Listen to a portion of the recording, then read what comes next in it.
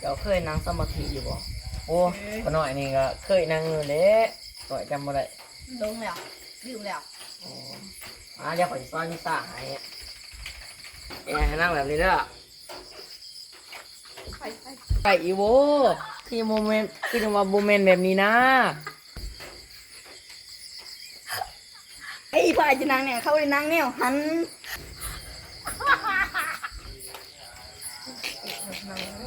มันต้องแบบนี้นั่งสมาธิครับบ่ามันแมนอยู่บ่แบบนี้โอ้ยงานแบบนี้ละที่นั่งเจ้าเบิ้ง